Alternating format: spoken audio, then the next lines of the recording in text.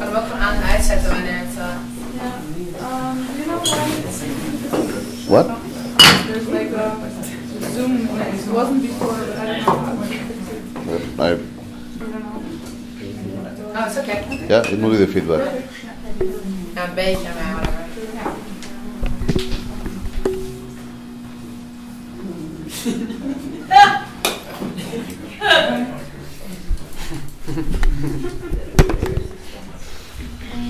Nee? Nee. Zet wel aan en uit. Dan ben ik goed. Ben je naar vier? Maar als je speelt, dan natuurlijk niet. Dat zien we wel. Oké.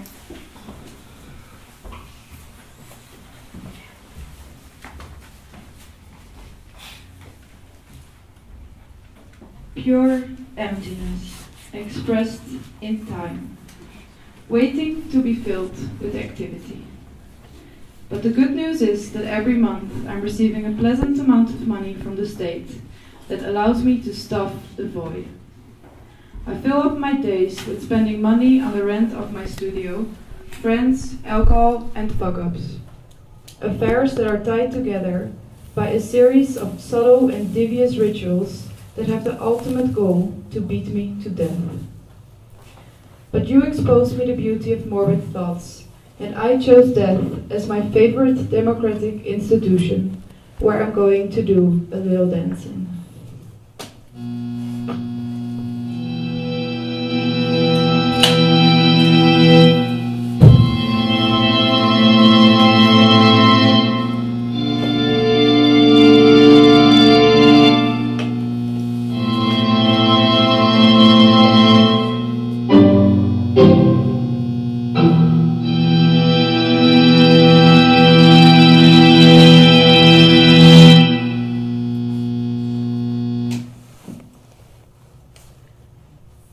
Art Basel. Our bodies have met, but our minds did not meet. I fucked up. I'd meant to dominate you, but you overshadowed me with an even more dominant mode of being, and I got glued down to you. With an utmost compliance, I indulged in emotional alienation and gave you my loyalty, like a dog. I lost my mind, you lost interest, I stayed loyal. Got sort of hooked on the agony. But secretly hiding under that mode of submission, there was a dangerous wish to imbibe you, to guide your soul into my body and endow myself with your life power. But all I got was possessed, and I've been busy exercising myself ever since.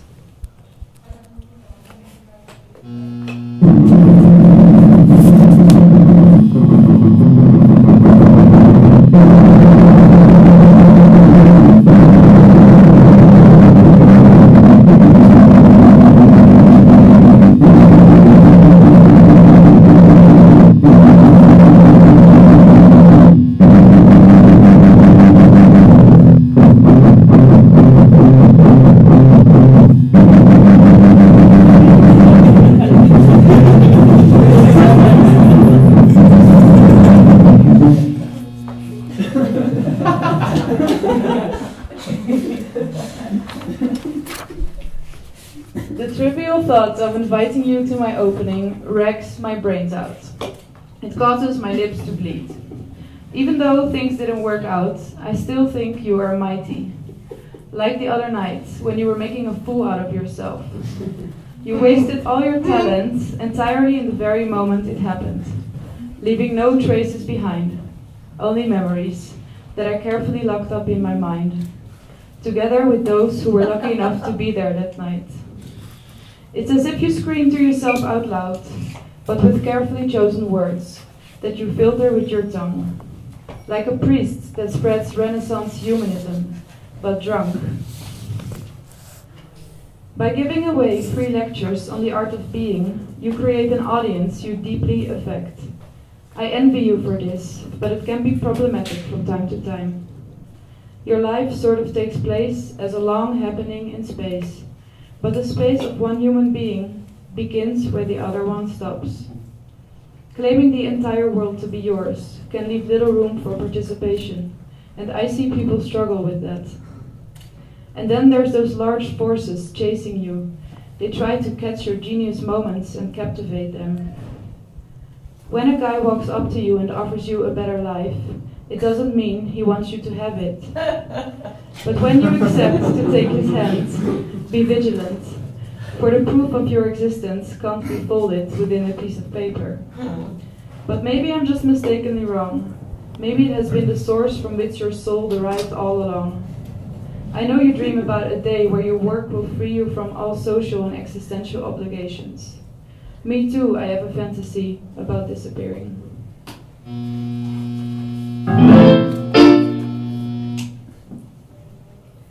Not sure if beating this dead horse is the best thing to do. Anyway, what was yours is mine now. Days stopped from being lucid since that night you left your diary behind in that bar. From there, it all led to catharsis. I know you didn't leave it there intentionally, but I just can't urge myself to tell you that I have it. My body embraced its substance and gulped it down. Page by page, I'm dissolving its viscosity, and when it all makes sense, I'll offer it back to you as a gelatine cake. Maybe you'll fancy its flavor and eat until vomiting, but maybe you can't bear the sight of it as you had it 1,000 times. In any case, you should remember that at the cutting edge, there is me. I tie this all together. The worst thing that can happen is that you will remember me as someone who told you something you already know. But I'm okay with that.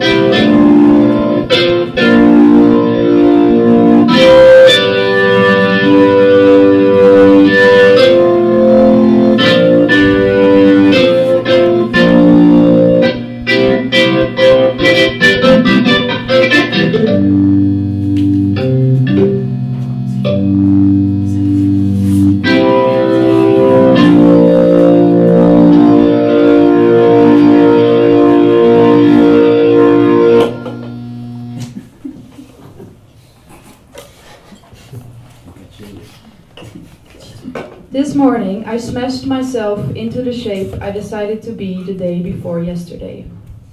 After staying in that shape for about 2 hours, the only thing I got left on my mind was my weight. I could not only feel my body getting heavier by the minute, but also had this irritating sensation of my skin slowly turning brown. Under this burden, I dragged myself to the mirror, where I discovered a hump of clay. I accepted the circumstances to be suitable for paying a visit to the Kunsthalle. After a shadow inspection, I chose the most strategic spot, top floor, and exposed myself. Some people passed me by every now and then, but not one of them granted me a minute of time. Maybe I should have offered an explanation. Boredom took place of excitement. But then, a little before closing time, a large group of people entered the space. A few of them nearly raved into me as I looked at someone taking a selfie stick out with the help of art. Then, out of the blue of noon, I felt a touch. One unlike any other. A more of a deliberate attempt to connect with me. I started rubbing back, and we lost ourselves in a mutual gaze. Like this, we molded until closing time. Once back home, while masturbating, I understood something. I want you to know that I don't want to know you. In every house there are guys shaving themselves behind windows, but I am deeply in love with your ghost.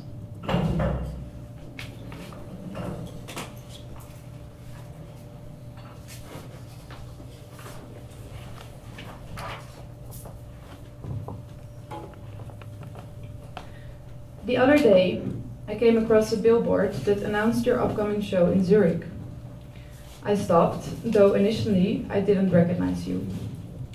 But then, because you recognized me, I recognized that you recognized me, and so I recognized you.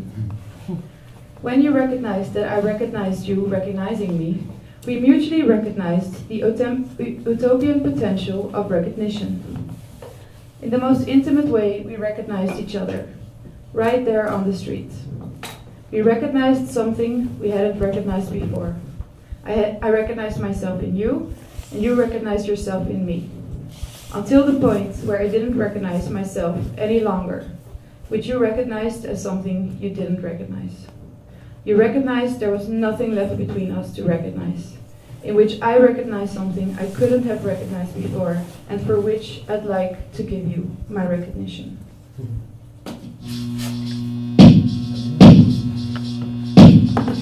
So sad!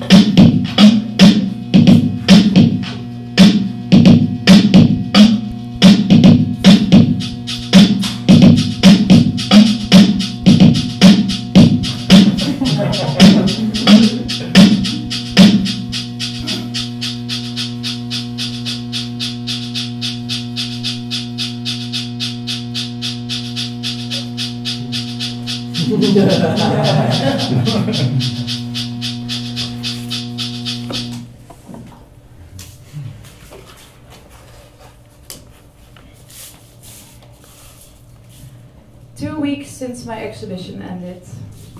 Melancholia ever since. Today I feel especially gloomy, not able to leave the house.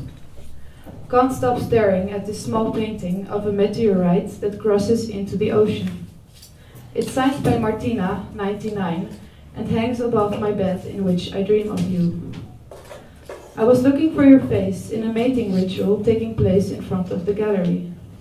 I just wanted to find you quickly in order to give you back your diary and leave.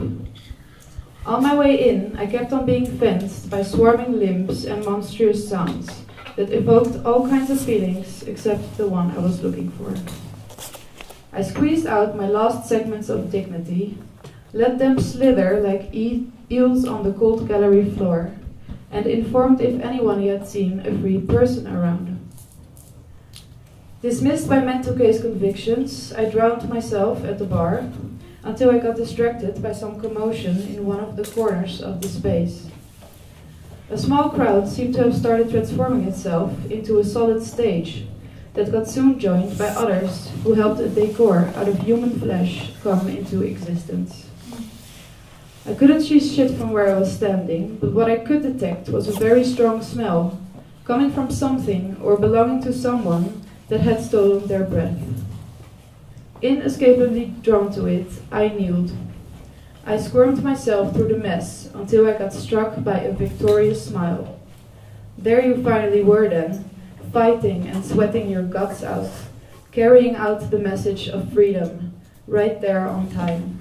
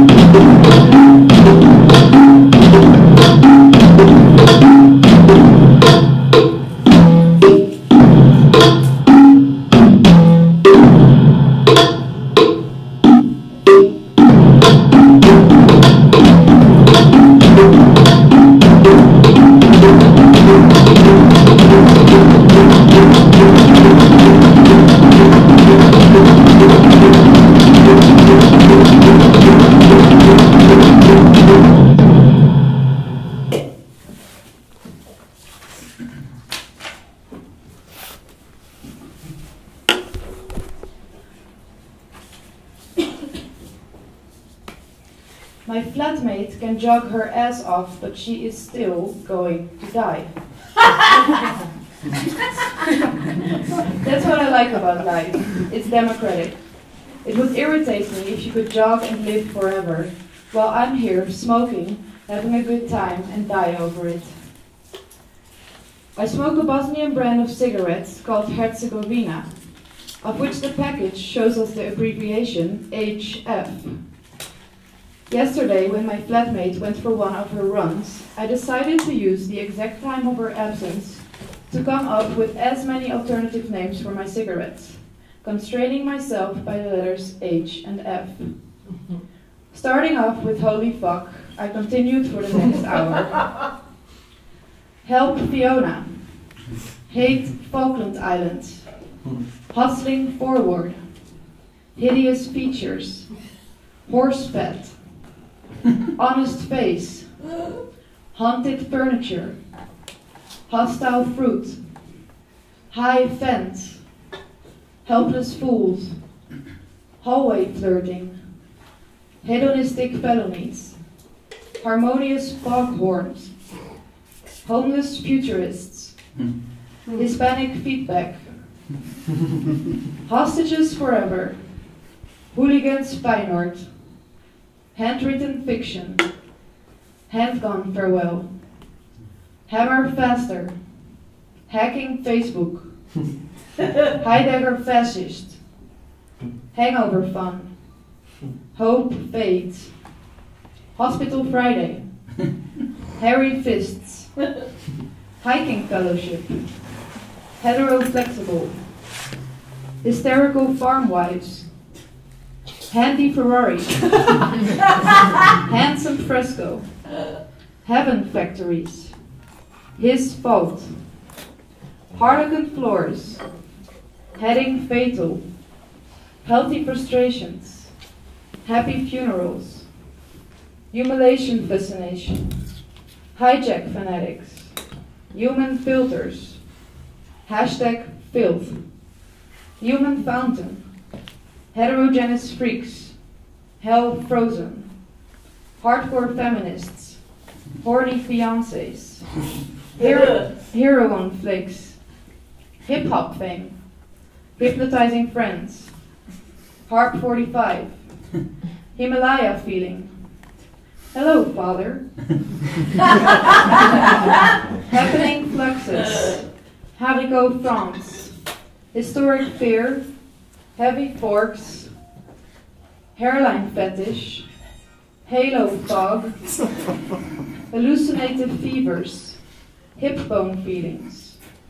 Harvesting fetuses. Heroic failures. Hard Fassbinder. Hunting ferociously. Hopelessly fleeing.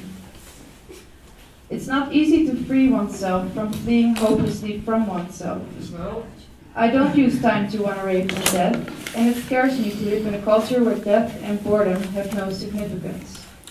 I rather face my own nothingness and start something from nowhere, far behind from the social limitation that is the thief robbing us from our imagination.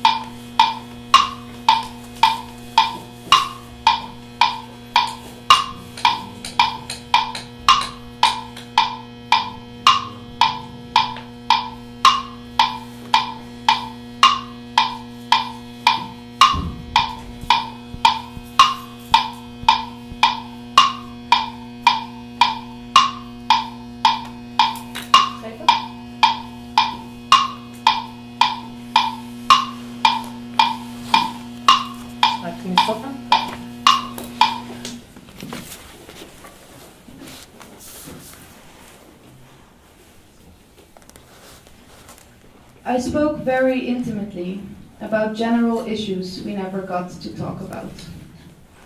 Sure, there were moments I was acting a little, but solely the role of phony naturalness. If you wish to blame me for not having been genuine enough, or for having been overly sincere, you can. Either way, I politely offered you a plate full of authenticity. I stripped myself bare, and I'm sorry if at times I made you feel like an intruder, but secretly hope I gave you the sensation of penetrating me, as I once considered you as my subject of preoccupation. When the energy of two bodies meet, forces radiate from one to another, and something new can be created. You certainly entered me with a force that has changed me, one that might be more powerful than your love could have ever given to me. And all I had to do was to take a little bite, to become possessed before being galvanized into action. It's like tribal shamanism, or like an alien spirit that enters the body of a living thing. It goes right in and takes over temporarily, until the next one comes along.